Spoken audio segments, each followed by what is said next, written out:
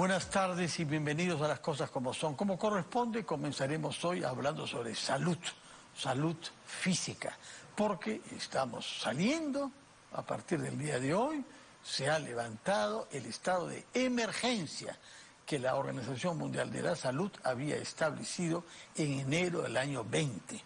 Es decir, que hemos estado más de 3 años sometidos mundialmente a un estado de emergencia. Se ha levantado, lo cual es una decisión administrativa, es una calificación no médica, sino qué autorizaciones hay y qué no, qué obligaciones hay y qué no, lo que significa que no es por eso que no siga existiendo el riesgo.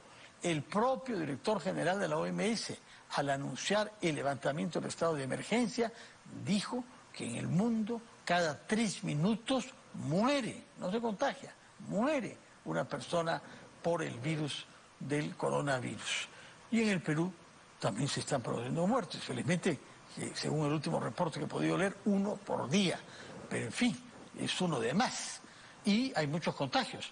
Entre otros, nada menos que el primer ministro, señor Otárola, que ha hecho saber hace unos días que él ha contraído el virus. De manera que la prudencia debe ser mantenida. Y por eso hemos invitado a una epidemióloga eminente, porque ha hecho un doctorado, nada menos que la Universidad de Washington, y que hace un trabajo en el terreno admirable, en la selva peruana, en zonas difíciles, con pocos servicios de salud, en donde hay mujeres que dan a luz y a veces viven en torno a los ríos, que ya sabemos no tienen siempre agua limpia. La doctora Magali Blas. Señora Blas, doctora Blas, muchas gracias por estar acá. Muy buenas tardes. Gracias por la invitación y contenta de estar en tu programa. Muchas gracias. ¿Quedó sorprendida por el anuncio de la OMS de esta mañana o ya ustedes, los especialistas, sabían que esto se venía? La OMS ha estado evaluando desde hace un año cuándo llegaba este momento, el que llegó hoy día, que es declarar el fin de la emergencia sanitaria internacional por la COVID. Y habían algunos indicios a inicios de este año, pero ayer se reunió el comité y decidió declarar el fin de la emergencia sanitaria internacional por la COVID-19, más no, y esto es importante que lo sepa tu público, el fin de la COVID. La COVID sigue con nosotros, continúa siendo una amenaza y es importante no bajar la guardia y seguir aplicando todas las medidas que hemos aprendido durante estos últimos años, con énfasis en la vacunación y la vigilancia.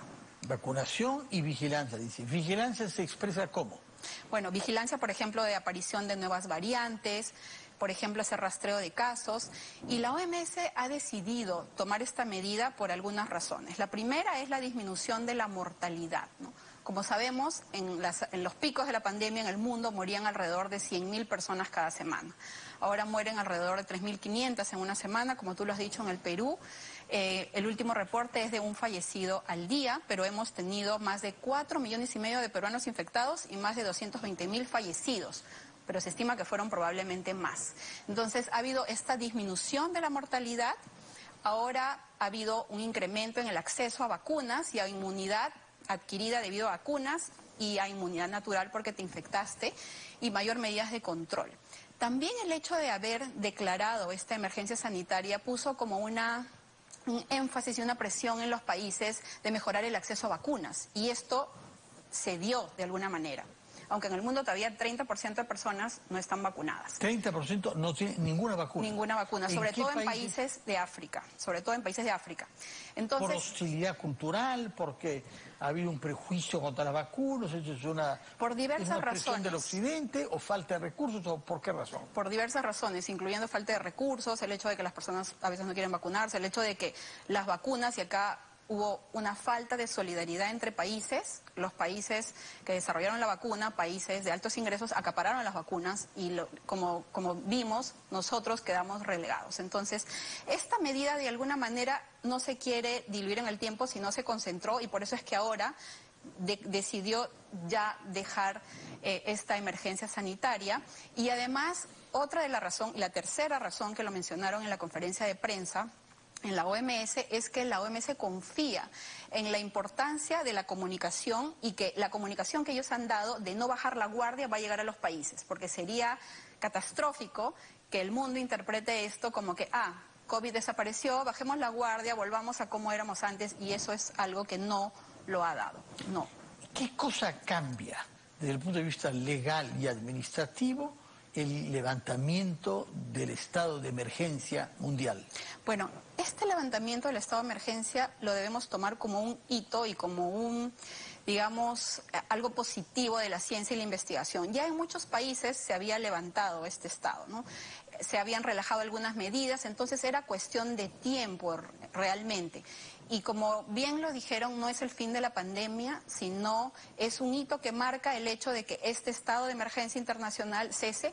Sin embargo, como lo han dicho ayer, bueno, hoy día, esto no significa que no pueda volver a surgir este estado. O sea, si es que nuevamente el coronavirus, y quiero enfatizar que sigue siendo una amenaza para la salud pública, pero si se elevan los casos de muertes, que se generan variantes, es posible que vuelvan a levantar este estado de emergencia internacional. Es decir, esto no es para siempre. Igual la OMS sigue vigilante y todas las organizaciones y gobiernos lo siguen. Y acá también quiero resaltar algo importante en el país, porque siempre miramos las cosas negativas. Si bien es cierto, la vacunación llegó y hubieron todos los problemas que vimos al inicio, Perú ocupa el lugar número 8 en tener personas completamente vacunadas. ¿En el mundo? En el mundo. ¿Somos los octavos mejores? Aunque no lo crean, somos los octavos. Repítelo para ver si no lo he escuchado mal. Sí, en el Perú somos los octavos en tener vacunación completa. El primer lugar entiendo que es Chile, seguido de Japón, pero el Perú ocupa el lugar número 8. Entonces, si bien es cierto, tuvimos problemas al inicio, luego hemos podido expandir la vacunación y la idea es que sigamos haciéndola ahora con la vacuna bivalente. De acuerdo. Ahora bien, ¿cuál de las costumbres y las obligaciones que se introdujeron con motivo de la pandemia deben ser preservadas? Porque se insistió mucho en 3: la mascarilla, el lavado de manos y la distancia social. ¿Qué debemos mantener como costumbre? Todas. ¿Todas las 3? De hecho, todas. Si es que estás enfermo. Claro, algo importante que tú veías en países asiáticos cuando viajabas, pero no veías en países latinoamericanos, es el uso de mascarilla cuando estabas con algún síntoma respiratorio. Eso debe continuar, o sea, debemos seguir usando, si tenemos síntomas, mascarilla. Si tenemos, por ejemplo, tenemos que seguir, si tenemos alguna sospecha de COVID, hacernos la prueba. Y si tenemos la prueba, seguir en nuestras casas. Si te sientes bien, puedes seguir haciendo teletrabajo, pero la idea es que te mantengas en tu casa y si sales por alguna razón, uses mascarilla. O sea, eso es algo que, sobre todo si estás infectado. Ahora, si vas a lugares con aglomeración, donde hay sospecha de probablemente personas que estén infectadas, ahora hay un repunte de casos de influenza, igual, si vas a un hospital tienes alto riesgo de contagiarte, entonces deberíamos seguir usando. Espacios ventilados, sumamente importante. Yo recuerdo que antes de la pandemia la gente hacía frío y cerraba todas las ventanas, ¿no? ¿Qué nos va a pasar ahora si es que este frío comienza a acentuarse, ¿no? Vamos a pasar de pronto, después de un largo periodo caluroso, a vivir en cuartos cerrados por el frío. Claro, y entonces lo importante es abrir las ventanas para que haya mayor ventilación. Entonces, la ventilación es también sumamente importante. Vigilancia, ventilación y vacunación. Algunos lo llaman las 3B. ¿Y lavado de manos?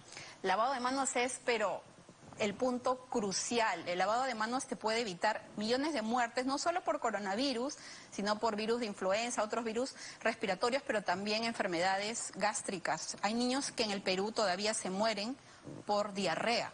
Y todo eso se previene por el lavado de manos, en todo momento. O sea, es importante, y acá como mamá, es importante recalcar a los niños desde pequeños, lávate la mano en momentos importantes, a lo largo de todo el día, antes de comer, después de usar el baño, antes de manipular alimentos, antes de cambiar pañales. O sea, el lavado de manos debería ser algo vital y fue algo vital antes de la pandemia, solo que la COVID ha enfatizado el hecho de la importancia del lavado de manos, pero lavarse bien la mano evita muertes. Y los médicos salva vidas. Lo saben. ¿Usted diría entonces que la mayor parte de los contagios respiratorios no entran porque uno respira algo, sino por la mano? Bueno, por ambas cosas, ¿no? Entran por estos aerosoles, por ejemplo, si yo estornudo y aquí en tu set, y digamos tú captas algo de eso y puede ingresar por tu fosa nasal, o porque yo estornudo, agarro esta taza y alguien la toca y se puede contagiar. O sea, hay varias formas, pero es un contacto, digamos que cercano, de alguna manera. De acuerdo. ¿Qué nos ha dejado como infraestructura sanitaria el haber atravesado de esta manera tan, digamos, complicada la pandemia?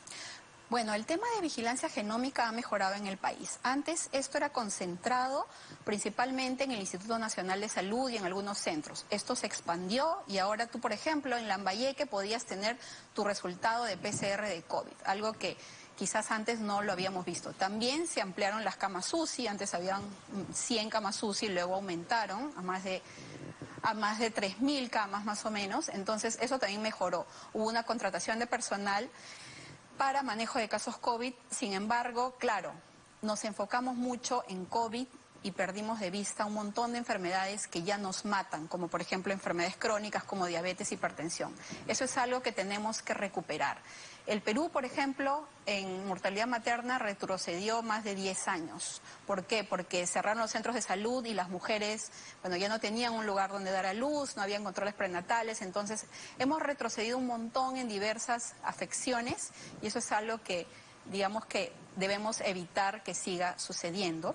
Y algo importante que quiero mencionar es que hay una evaluación externa que de alguna manera ha sido recomendada por la Organización Mundial de la Salud, de 19 puntos que deberían evaluar los países para poder luchar contra futuras pandemias, que involucran, por ejemplo, vigilancia, el tema de comunicación adecuada para el público, el tema de control de fronteras, y que el Perú aún no ha implementado y que lo debería implementar. Es decir, es una evaluación de estos 19 factores que podrían ayudarnos a ver cómo estamos ahora y cómo podemos prevenir amenazas futuras que nos puedan suceder, y todo con un enfoque de una salud.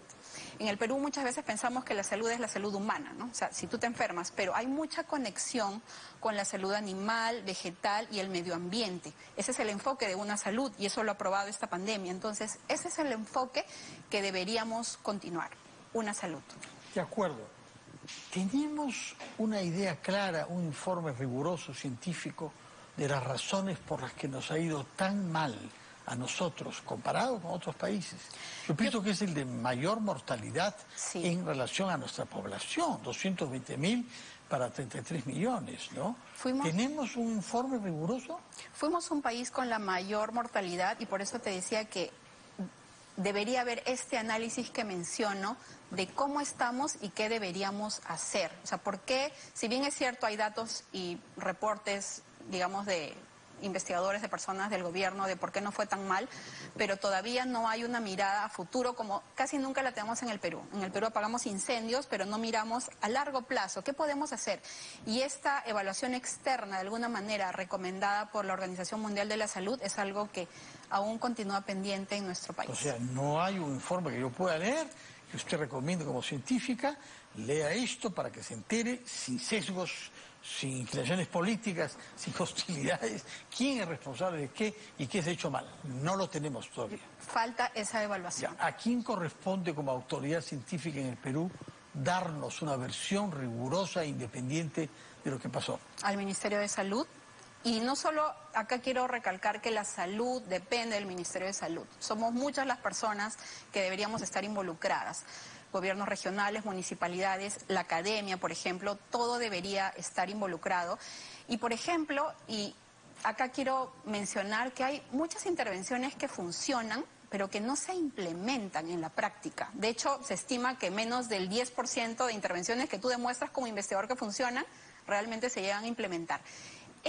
Esa brecha es algo que debería cerrar el Ministerio de Salud, y quiero resaltar que sí se ha creado el MINSA Lab hace unos meses y que justamente ellos abogan por esto, porque la evidencia se transforme en políticas. Eso es algo que falta impulsar en nuestro país, porque muchas veces se diseñan intervenciones que no están basadas en evidencia y no hay una conexión entre la academia y, bueno, diferentes sectores y el Estado. Eso es lo que falta. Y, por ejemplo, en el trabajo que nosotros hacemos en Mamás del Río, donde hemos demostrado que el agente comunitario de salud en áreas rurales puede mejorar la atención esencial del bebé cuando nace en las casas y en los establecimientos de salud. Eso, por ejemplo, que se traslade en políticas. Nosotros hemos ido a presentarle al MINSA Lab esa experiencia y ojalá que puedan tomarla y hacerla suya, y que el Estado adopte experiencias exitosas que se desarrollan en el Perú y las haga parte de la política pública.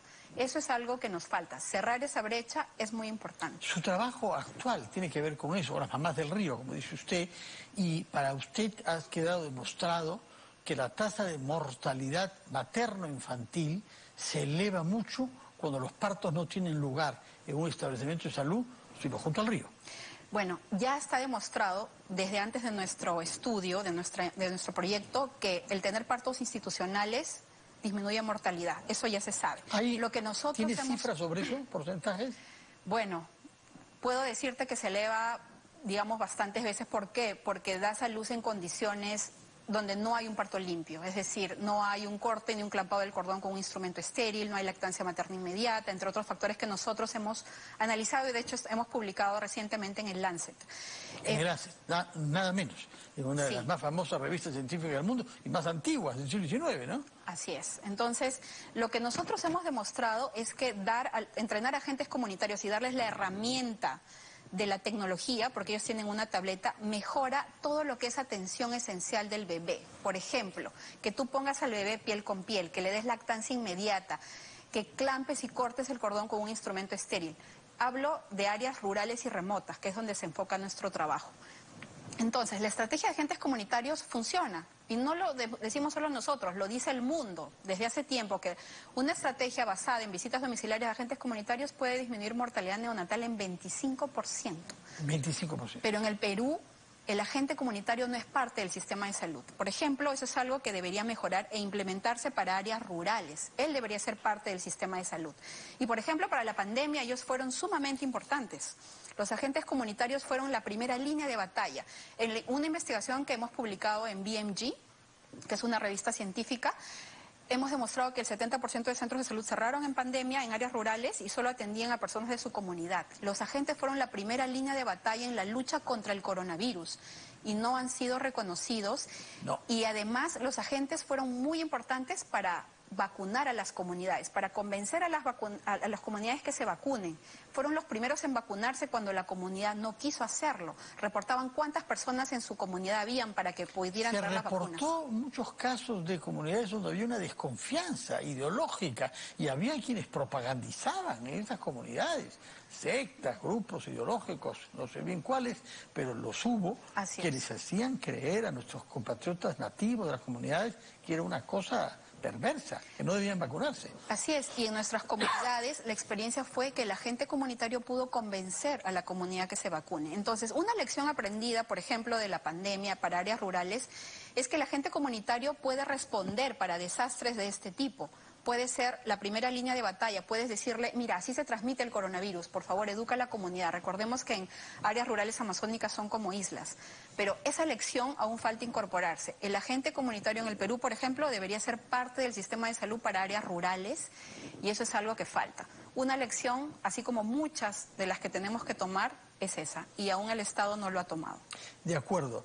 Disculpe, usted ha mencionado que una de las razones de la infección que causa mortalidad de las madres parturientas es la manera como se cierra el cordón umbilical. Si no hay una capacidad de hacerlo de manera estéril, ¿cómo se hace? ¿Cómo se hace tradicionalmente? ¿Cuál es la manera equivocada de hacerlo? En buena cuenta, ¿no? Bueno, por ejemplo, hacer el corte del cordón umbilical con una tijera que no esté estéril, una tijera oxidada, y amarrar el cordón umbilical con un hilo que tienes en la casa. Entonces, ¿qué es lo que nosotros hacemos y cuesta menos de un sol? Eso produce una infección con frecuencia. Claro que sí. Puede ser mortal. Produce una infección en el cordón y eso puede llevar a infección generalizada, que llamamos sepsis del recién nacido. Ya. Con algo tan sencillo como darle un clamp y un bisturí estéril que cuesta menos de un sol a un agente comunitario en un área rural, tú puedes evitar eso. Se corta y se puede... Hay un clamp estéril, es estéril, les llamamos el lavado de manos, está, digamos que en un paquete sellado y se abre solo al momento del clampaje y corte del cordón umbilical.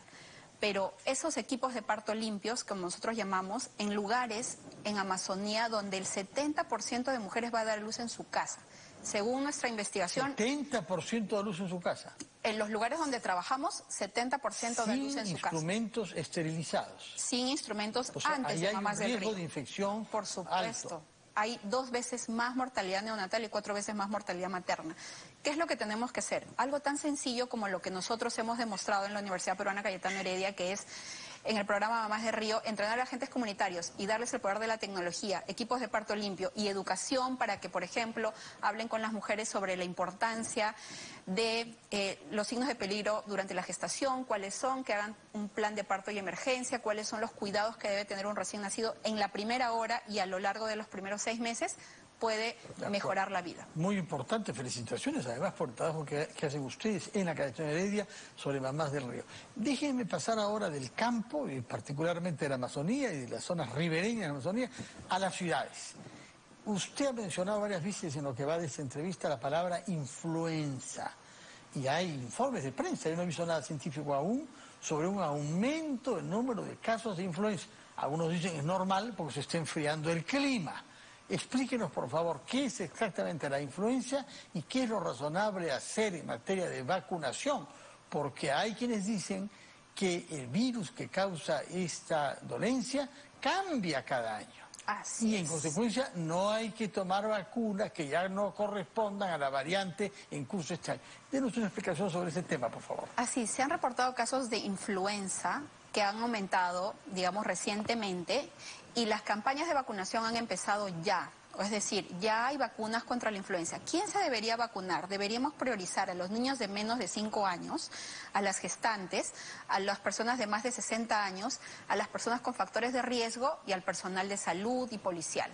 Entonces, esas personas que están más expuestas y algunas tienen mayor riesgo de morir, deberían vacunarse ya contra la influenza, y el gobierno ya empezó la campaña de vacunación contra la influenza. Y es cierto, el virus muta cada año y te produce muertos, o sea, te puede matar. ¿Tenemos las vacunas que corresponden a este año? Sí, tenemos las vacunas que corresponden a este año, y lo importante es vacunarse. Ahora, si vas a vacunarte, también te puedes poner, si no tienes, tu vacuna contra la COVID. Entonces, en esa población, todavía la vacuna bivalente contra la COVID está en mayores ya de 18 años, ya hemos pasado a los mayores de 60, mayores de 18, pero también si te falta algún refuerzo, podrías aprovechar y ponerte ahí la vacuna contra la COVID, priorizando esos grupos, mayores de 60 años. Pero la vacuna contra la COVID, la bivalente, ¿es también útil contra la influenza? No. La vacuna contra la COVID te protege contra la variante Omicron y variantes anteriores. Y aparte tienes la vacuna contra la influenza. Hay que al mismo tiempo aprovechar para ponerse la otra vacuna. Así es. ¿Es gratuita también su aplicación en los centros de salud? En el Perú es gratuita, sí.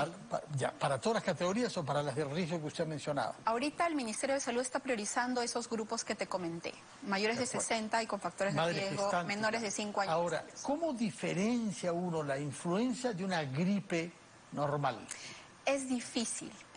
Por eso es que digamos que uno tiene que evaluar los síntomas, evaluar factores de riesgo. Hay casos en los que puedes manejarlo en casa con sintomáticos, es decir, bajar la temperatura, o sea, que no tengan fiebre, disminuir el dolor de cabeza si lo tiene, pero si tienes factores de riesgo como por ejemplo no sé, diabetes, hipertensión, o tienes más de 60 años, o disminuye tu saturación, entonces es importante ir a un establecimiento de salud, y es importante recordar que la influenza te puede matar, te puede dar una neumonía y puedes morir.